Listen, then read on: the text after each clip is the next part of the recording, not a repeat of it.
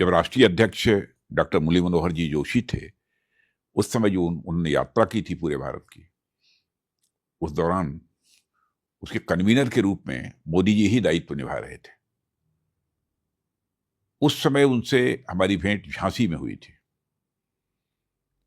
और झांसी में जोशी जी के बोलने के पहले उन्होंने 1-2 मिनट 4 मिनट तक अपने भी विचार व्यक्त किए थे और मैंने देखा कि उनको विषय को प्रस्तुत करना और उनकी बोलने की शैली, ये सब बहुत ही प्रभावी थी।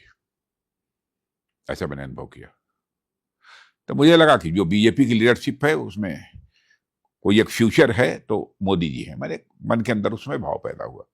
2006 से जनवरी से ही मैं राष्ट्रीय अध्यक्ष रहा, तो उस समय तो हमारी भेंट मुलाकात बराबर होती रही है और मैंने उस समय भी राष्ट्रीय कार्यकारिणी के में भी देखा कि उनके सुझाव बहुत ही उपयोगी हुआ करते थे, बहुत ही सटीक और सांगठनिक दृष्टि से भी जो कि प्रासंगिक कहे जाएं, ऐसे सुझाव उनके हुआ करते थे। पर्सनल डिसिप्लिन का जहां तक सवाल है, इलेक्शन कैंपेन समाप्त हुआ, समाप्त होने के बाद फिर वो आए हमारे यहाँ, मैं सोखा रोड पर रहता था रेजिडेंस पर, अध्यक्ष जी आपको अपना रिपोर्ट कार्ड देने आया हूँ, मैंने अपना कैंपेन का काम पूरा कर दिया जो दायित्व आपने दिया था। तो इस प्रकार के डिसिप्लिन वो पॉलिटिकल वर्कर थे और अपनी टीम के साथ बराबर जो है जॉली मूड में रहते हैं। कभी कोई बाहर देखे लोगों को लगता होगा कि इतना वर्कलोड है, ये है, बड़े वो तनाव में रहते होंगे, ऐसा नहीं। मोदी जी को इस रूप में मैंने नहीं देखा। एक से एक किस्से और कहानियां आज भी सुनाते हैं,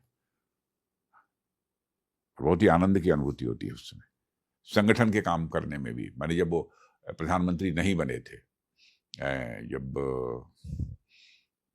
वो प्राइम मिनिस्टर वो इलेक्शन कैंपेन कमेटी के चेयरमैन जब घोषित हुए थे उस समय भी, और फिर बाद में प्राइम मिनिस्ट्रियल कैंडिडेट घोषित हो जाने के बाद लगभग देश के 17-18 राज्यों में हमारा उनका साथी दौरा हुआ था।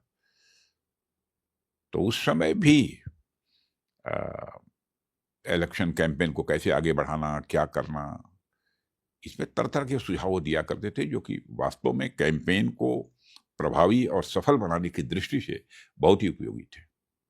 जब मुझे बाद में मालूम हुआ कि उन्होंने कई विदेश यात्राएं पहले ही कर ली हैं, मैंने मुख्यमंत्री वगैरह बनने के पहले ही जब संगठन की जिम्मेदारी निभा रहे थे उस समय भी मैंने समाज को समझने की, केवल अपने देश समाज के को समझने की नहीं बल्कि पूरा विश्व को समझने की एक उनके मन के अंदर हैंकरिंग जिसे कहते हैं, ललक, मुझे लगता है कि बचपन से ही रही है उनके अंदर। फिर दुनिया के कई देशों का बहुत पहले ही उन्होंने दौरा किया है एक सामान्य व्यक्ति के रूप में, और उन देशों को, उस देश में रहने वाले लोगों को समझने की उन्होंने कोशिश की है। चैलेंजेस से कभी घबराते हुए उन्हें मैंने कभी नहीं देखा है। मुझे लगता है कि उनके ऊपर दैवीय कृपा है और ये क्षमता ऐसे नहीं आती है बिना ईश्वर की कृपा से। घबराते हुए और डरते हुए मैंने कभी नहीं देखा ना। काल्पनिक क्षमता की भी अद्भुत धनी है, संवेदनशील भी उतने ही है। मैंने देखा तुरंत कोई ऐसी घटना हुई, आंखों में आंसू आ जाते हैं, और परिश्रम करने की तो अथक क्षमता परमात्मा ने दे रखी है। बिना दैवीय कृपा के, बिना ईश्वर की कृपा के संभव नहीं होता। और मुझे लगता है परमात्मा ने उनको कुछ वो सोच समझ कर इस धरती पर भेजा है